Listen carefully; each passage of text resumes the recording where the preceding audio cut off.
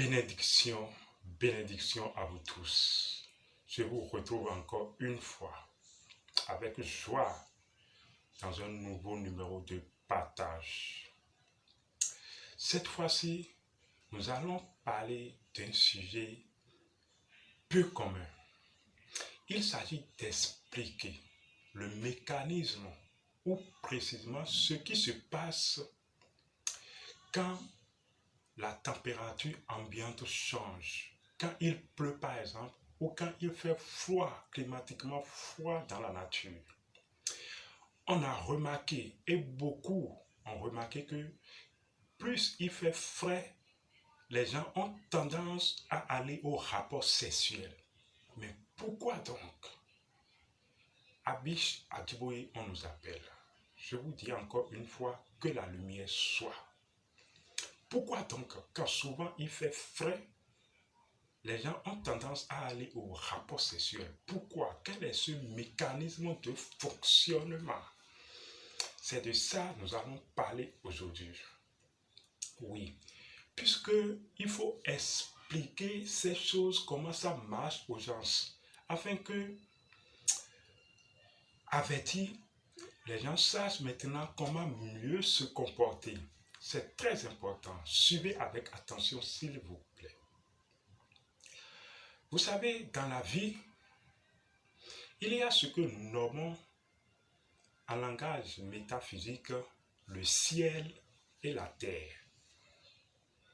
Certains supposent qu'il y a le ciel en haut et la terre en bas. De toute façon, il y a ce que nous nommons le ciel et la terre.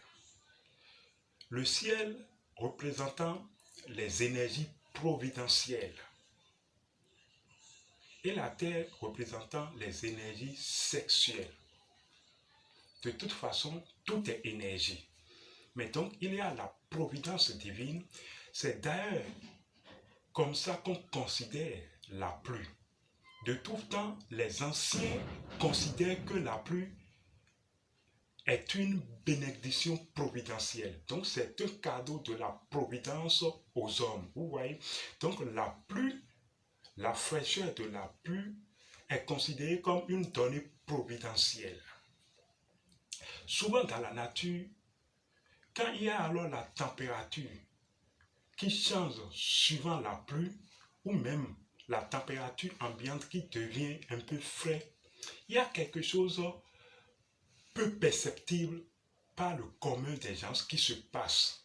C'est parce que vous n'êtes pas habitué à ressentir les énergies que vous ne sentez pas ce trait de changement dans l'atmosphère ambiante. Qu'est-ce qui se passe?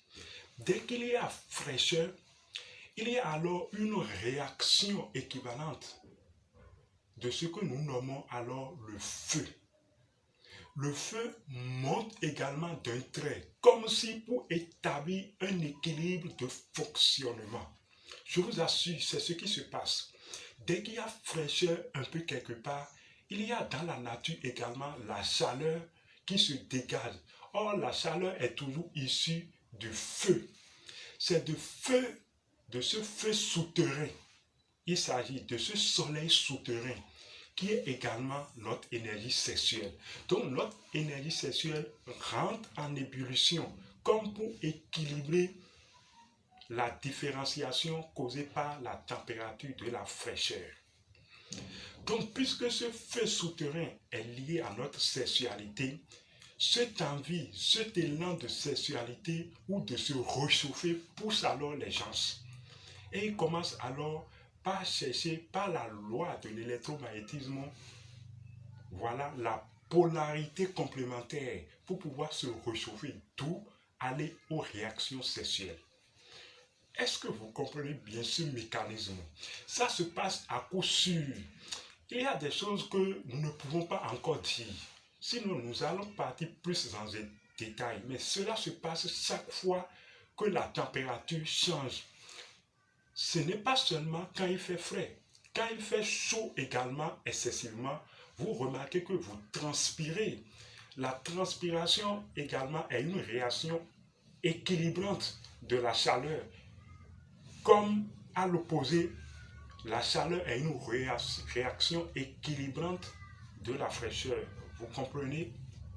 Alors, quand cet élan de chaleur, donc sexuelle, naît, pour équilibrer la fraîcheur ambiante, les gens cherchent leur partenaire selon la loi de complémentarité opposée pour aller à l'acte sexuel.